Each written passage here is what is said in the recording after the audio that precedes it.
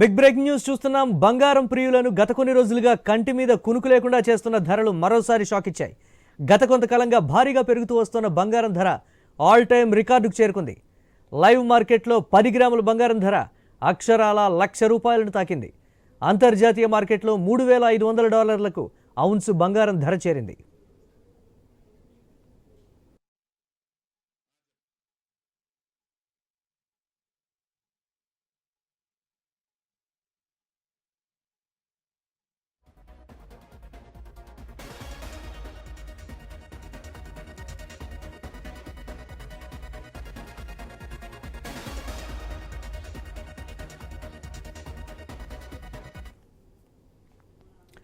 బంగారం ప్రియులను గత కొన్ని రోజులుగా కంటి మీద కునుకు లేకుండా చేస్తున్న ధరలు మరోసారి షాక్ ఇచ్చాయి. గత కొంతకాలంగా భారీగా పెరుగుతూ వస్తున్న బంగారం ధర ఆల్ టైమ్ రికార్డుకు చేరుకుంది. లైవ్ మార్కెట్లో 10 గ్రాముల బంగారం ధర అక్షరాల ₹1,00,000 తాకింది. అంతర్జాతీయ మార్కెట్లో $3,500లకు ఔన్సు బంగారం ధర చేరింది. దీనిపై మనతో మాట్లాడటానికి ప్రభు గారు, స్టాక్ మార్కెట్ అనలిస్ట్, లైవ్లో ఉన్నారు. ప్రభు గారు నమస్తే. నమస్తే అండి, మురళి గారు చెప్పండి సార్. అనుకున్నదే జరిగింది. 1,00,000 కాదు, ఇంకా 1,50,000 2 లక్షలకి టచ్ అవ్వడానికి కూడా మరికొన్ని రోజులే ఉంది అనేటువంటి రకరకాల మాటలు. కానీ గత కొన్ని రోజుల క్రితం 55,000కు పడిపోతుంది అనేటువంటి కొన్ని ఊరటనిచ్చేటువంటి మాటలు చెప్పినప్పటికీ కూడా ఇక అవన్నీ కూడా కలలే. ఆ స్థాయికి పడిపోవడం అనేది జరగదు, ఇక పైకి ఎగబాకుతుంది అనే దానికి సంబంధించి ప్రూఫ్ అనుకున్నదే జరిగింది. ఎలా చూడాలి దీన్ని? అవును సార్. ఇప్పుడు వరల్డ్ బ్యాంక్స్ అన్ని ఎక్రూడ్ చేస్తున్నాయి, దానివల్ల డిమాండ్ బాగా పెరుగుతుంది, రిటైల్ పర్సంటేజ్ కొంచెం పెరుగుతోంది. అదిగాక ఇప్పుడు మెయిన్ ఈ టరిఫ్ ట్రెమర్స్ అనేవి ఆయన ఇంకా ఎన్ని చేస్తాడు ఏం చేస్తాడు అనేది తెలియదు. కాబట్టి నిన్న నైట్ కూడా చైనా నుంచి వచ్చే ప్రొడక్ట్స్ మీద 1 టన్కి $50 వేస్తా ఉన్నాయి ఎక్స్ట్రా, అంటే మామూలుగా ట్యాక్స్ కాకుండా. అట్లా ఆయన కొత్త ఏం చేస్తాడు అనేది కొంచెం ఇదిగా ఉంది. దానివల్ల కొంచెం మార్కెట్ ఇంకా కొత్త ఏం చేస్తాడు ఆ భయం ఉంది మార్కెట్కి ఇంకా. సో దానివల్ల 245% లాస్ట్ అన్నారు. అక్కడి నుంచి చైనా అసలు నీ ప్రొడక్ట్స్ నేను నీకు ప్రొడక్ట్సే పంపిను, నువ్వేం చేసుకుంటావు చేసుకో, 1000 వేసుకుంటావా లేకపోతే 2000 వేసుకుంటావా టరిఫ్ ట్యాక్స్ నీ ఇష్టం అన్నాడు. అస్సలు పట్టించుకోవాలా. అక్కడి నుంచి ఈయనకి ఏం చేయాలో అర్థం కావట్లా. అందుకని ఏం చేశాడు ఇక్కడ వేరే ఇంకా అదర్ ట్యాక్స్ మీద ఏమన్నా ఆ ట్యాక్స్ 1 టన్కి $50 అంటున్నాడు ఆయన. అంటే ఏదో ఒకటి చేసి నా మాట వినాలి ఎట్టి పరిస్థితుల్లో అనేది ఆయనకి అర్థం కావట్లేదు. ఎందుకంటే అది కూడా కరెక్ట్ కాదు కదా, లాంగ్ రన్ లో ఎప్పుడు అట్లా జరగదు కదా. ఇది కరెక్ట్ గా బ్రిక్స్ చూసి భయపడుతున్నాడు ఆయన అనేది కరెక్ట్ అండి. అది డీడాలరైజ్ అవుతుంది, డీఫేమ్ అవుతున్నారు వాళ్ళు. ఎందుకంటే ఎక్కువ వాళ్లే ఇబ్బంది పడతారు, రేట్లు పెరిగినా వాళ్లే ఇబ్బంది పడతారు. అల్టిమేట్ ఎండ్ యూజర్ ఇబ్బంది పడతారు. అక్కడ వాళ్ళు ఏ ప్రోడక్ట్ అయినా 245% అంటే ₹100 పెట్టాల్సింది ₹245 పెట్టాలి. ఎవరు సఫర్ అవుతారు? చాలా ఇబ్బంది పడతారు కదా. ఆయనకి ఏమి అసలు ఏమి పట్టనట్టుంది. ఎందుకంటే ఎక్కువ ఇబ్బంది పెడతాడు అందరినీ. ఎందుకంటే నాసా నుంచి కూడా నాసా చీఫ్ ని కూడా రిమూవ్ చేశాడు ఆయన, కేట్ కెల్విన్ ని. ఏది ఆయనకి ఏది అనుకో అనేది, మార్కెట్ కి ఏది అనవసరం, జనాలకి ఏది మంచి జరుగుతున్నది లే, ఆయనకి ఇగో ఏది అడ్డొచ్చినా దాన్ని తీసి పక్కన పెట్టేయటం, అది టూ మచ్ అసలు. దానివల్ల చాలా ఇబ్బంది పడుతున్నారు. మన April 4th రివోల్ట్ వచ్చింది జనాల్లో. 50 కంట్రీస్ నుంచి బయటకు వచ్చారు. నిన్న కూడా కొంతమంది మంచి బాగా జనం బాగా అన్ని స్టేట్ లో రాలేదు, కానీ కొన్ని స్టేట్ లో విపరీతంగా వచ్చింది. బాగా రివోల్ట్ వస్తుందండి. ఇంకా సరిపోదు, ఇది ఇంకా ఎక్కువ వచ్చే అవకాశాలు ఉన్నాయి ఈ రకంగా కంటిన్యూ చేస్తే మటుకు. ఎందుకంటే ఇంపీచ్మెంట్ కి వెళ్ళే అవకాశమే ఉంటుందని ఉద్దేశం.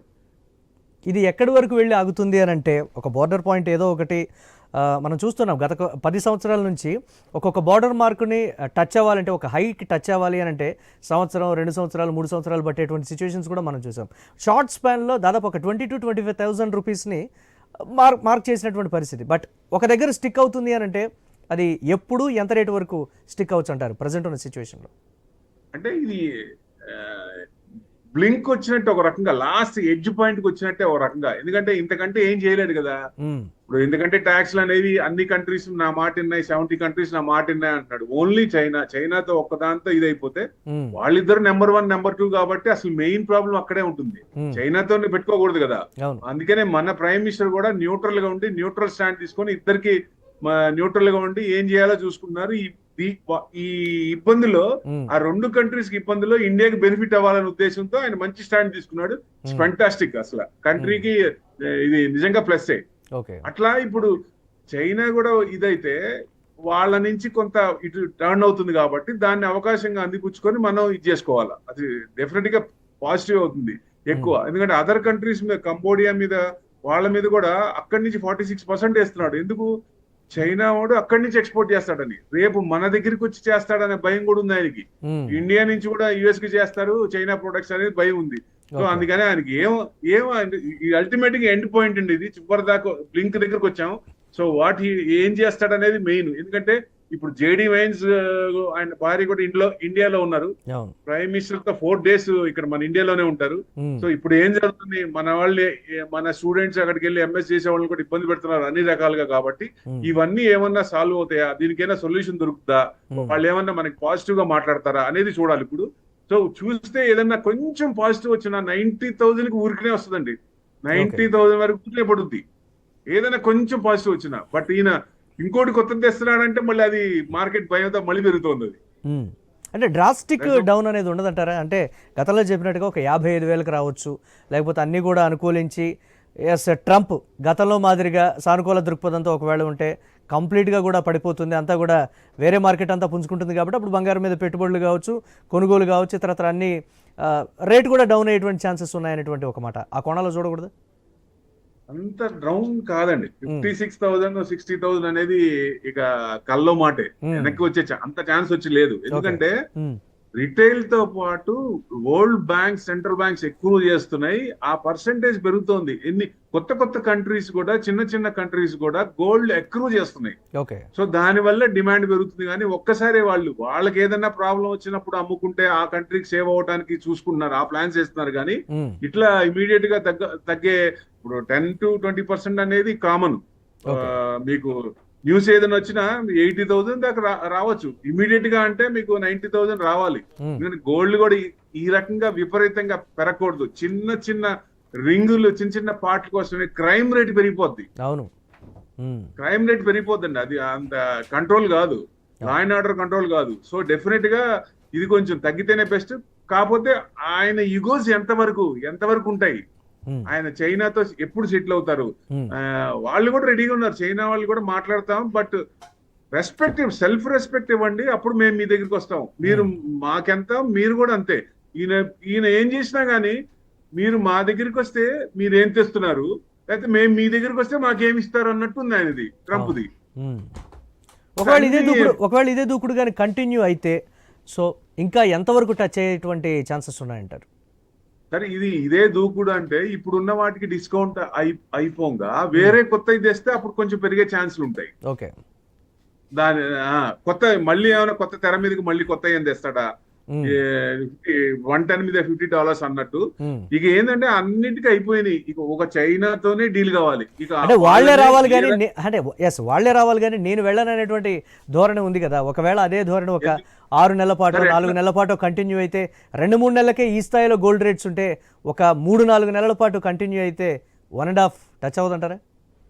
సార్ ఇప్పుడు వాళ్ళు మ్యానుఫ్యాక్చరింగ్ సెక్టార్ మీద డిపెండ్ అవ్వలేదు, సర్వీస్ సెక్టార్ మీద ఉన్నారు. ఇప్పుడు రేర్ ఎర్త్ మెటల్స్ 90%, 95% చైనా దగ్గర ఉన్నాయి.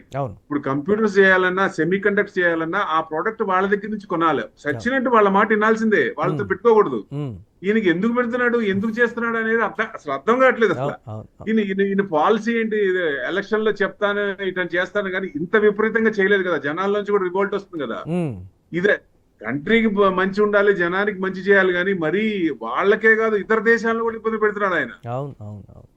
ఇది టూ మచ్ కదా. ఇది ఆయన ఇంకా ఎక్కువ 40 months ప్లస్ ఉంది. ఇంకా ఎంత చేస్తాడు అనేది మార్కెట్ కి భయం ఉంది ఇంకా.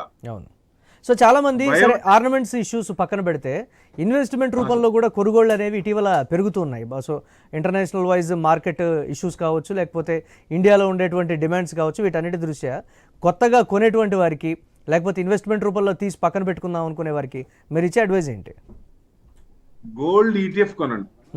Gold ETF is the best option sir. ఎందుకంటే గోల్డ్ మనం మామూలుగా కొన్నప్పుడు అది డెడ్ ఇన్వెస్ట్మెంట్, దాని మీద ఇంట్రెస్ట్ వర్కౌట్ అవ్వదు. రేట్ డిఫరెన్స్ లే కానీ మిగతా ప్రోడక్ట్ మీద మనకేం ఇన్వెస్టర్ కి ఏం రాదు. అదే గోల్డ్ ఈటీఎఫ్ మీద ఇచ్చేస్తే లాంగ్ రన్ లో దాని ఇన్వెస్ట్మెంట్ అదర్ ఇది కూడా ఒక దాంట్లోనే కాకుండా ఒక ఈటీఎఫ్ ఫండ్ లో వేరే అదర్ ఇది కూడా చేస్తారు కాబట్టి దాని మీద గవర్నమెంట్ ట్రెషరీస్ కానీ దాంట్లో ఇన్వెస్ట్మెంట్ చేస్తారు. దాని మీద మినిమం పర్సెంట్ వచ్చినప్పుడు అక్కడ ఇంట్రెస్ట్ వర్కౌట్ అయ్యే ఛాన్స్ ఉంటది. ఇప్పుడు గోల్డ్ 10,000 పెట్టి 20 years పెట్టుకొని అదే ఈటీఎఫ్ 20 years పెట్టి 10,000 వేస్తే గోల్డ్ కంటే ఈటీఎఫ్ రిటర్న్స్ ఎక్కువ ఉంటాయి లాంగ్ రన్ లో. ఎందుకంటే షార్ట్ టర్మ్ లో మనకి ఇప్పుడు పెళ్లిళ్ళ సీజన్ కూడా అండి, అది కూడా కొంచెం డిమాండ్ పెరుగుతుంది, దానివల్ల కొనాలి, కంపల్సరీగా కొనుక్కుంటారు సీజన్ లో. సో లాంగ్ టర్మ్ ఉన్నప్పుడు గోల్డ్ ఫిజికల్ కంటే ఈటీఎఫ్ బెస్ట్, 100% బెస్ట్. దాని మీద రిటర్న్స్ వస్తాయి, client will be happy, investor హ్యాపీగా ఉంటాడు. అదే గోల్డ్ కొంటే లాంగ్ రన్ పెట్టుకున్న ఉపయోగం లేదు కదా, ఎంత ఉందో అంతే ఉంటుంది. మార్కెట్ తగ్గితే తగ్గినట్టు, పెరిగితే పెరిగినట్టు, అంతే కదా. అంటే కొత్తగా కొనే వారికి కొంతకాలం ఆగితేనే బెటర్ అంటారు. డిప్ వచ్చినప్పుడే డెఫినెట్ గా ఇంత డ్రాస్టిక్ గా పెరిగినప్పుడు ఫాల్ అనేది సాధారణం. ఈ సర్టనిటీ రావాలి, అన్సర్టనిటీ ఆయన ఏం చేయడు, ఇక ట్రంప్ కంపు అయిపోయింది మార్కెట్ లో అన్నప్పుడు ఆ క్లారిటీ వచ్చినప్పుడు డెఫినెట్ గా తగ్గుద్దండి. అంటే అమెరికా మీద ఒత్తిడి, అమెరికా మీద ఇప్పుడు ఉన్నటువంటి సిచ్యువేషన్లో ఒత్తిడి అయితే పెరుగుతుందంటారా? సో ఇంటర్నల్గా ప్రొటెస్ట్ చేయడం కావచ్చు, లేకపోతే అందరూ కూడా బయటకు వచ్చి ట్రంప్కి అగెనిస్ట్గా నినాదాలు చేయడం కావచ్చు, ఇవన్నీ బాగానే ఉన్నాయి. బట్ అంతర్జాతీయ మార్కెట్ నుంచి కావచ్చు, అంతర్జాతీయ అంటే ఇతర వరల్డ్ వైడ్గా ఉన్న ఇతర దేశాల నుంచి ఆ స్థాయిలో ఒత్తిడి లేదు, అందుకే చెలరగిపోతున్నాడు అనేటువంటి ఒక మాట, దాని పర్యవసానమే ఈ పెరుగుదల అనేటువంటి మాట. దీన్ని ఎలా చూడాలి? అవునండి, ఒకటి కాదు కదా, ఏ విషయం చూసినా ఇప్పుడు ఫారెన్ కంట్రీస్ ఫండ్ కూడా ఆపేశాడు, వాళ్ళకి ఇచ్చే ఫండ్ ఆపేశాడు, యూనివర్సిటీ గ్రాంట్స్ ఆపేశాడు. మన ఇక్కడ నుంచి ఇండియన్స్ అక్కడ ఎన్ఆర్ఐస్ అక్కడికి వెళ్ళి వాళ్ళు చదువుకోవడానికి వాళ్ళు ఇబ్బంది పెడుతున్నాడు. ప్లస్ లోకల్ ఎక్కువ పెట్టి కొనుక్కోవాలి, ఇన్ఫ్లేషన్ పెరుగుతోంది, అన్ని రకాల ఇబ్బంది కదా. ఇంకా చైతన్యం జనాల్లోంచి ఎంత త్వరగా వస్తే అంత బెస్ట్, తొందరగా ఆయన ఇంపీచ్మెంట్ అయ్యే ఛాన్సులు కూడా ఉంటాయి. ఎందుకంటే ఇక్కడ చూసాం కదా మన ఇది ఏంటది, ఆ కంట్రీస్ కూడా ఇమీడియట్ తీసేసి ప్రైమ్ మినిస్టర్ తీసేసి మళ్ళీ వేరే వాళ్ళు ఆ పార్టీనే పెట్టింది కదా. సో ఎక్కువ కంట్రీస్, ఏ కంట్రీస్ అయినా ఇలాంటి ఇబ్బంది ఉన్నప్పుడు డెఫినెట్ గా జనాల నుంచి రివోల్ట్ వచ్చి పార్టీలో కూడా ఒక డిసిషన్ తీసుకొని ఇంపీచ్మెంట్ చేసి వేరే వాళ్ళు పెట్టాలి ఛాన్స్ ఉంది. ఎందుకంటే రేపు 1 year నెక్స్ట్ ఇయర్ ఎలక్షన్స్ ఉన్నాయి, పార్లమెంట్ ఎలక్షన్స్ ఉన్నాయి అక్కడ. సో ఒకవేళ ఇక్కడ కాకపోయినా ఆ పార్లమెంట్ ఎలక్షన్స్ అయినా ఆయన ఎదురు గాలి వస్తుంది 100%. బట్ ఎక్కడ కూడా నేను ఇలానే ఉంటాను, నేనైతే ప్రస్తుతానికి తగ్గను, వాళ్లే వచ్చి నాతో మాట్లాడాలనేటువంటి ఒక ధోరణి అయితే ట్రంప్లో విపరీతంగా పెరుగుతోంది. మరి చూడాలి ఎలా ఉంటుంది ఏంటి అనేది. థ్యాంక్ యూ ప్రభు గారు. ఎస్ థ్యాంక్ యూ ప్రభు గారు.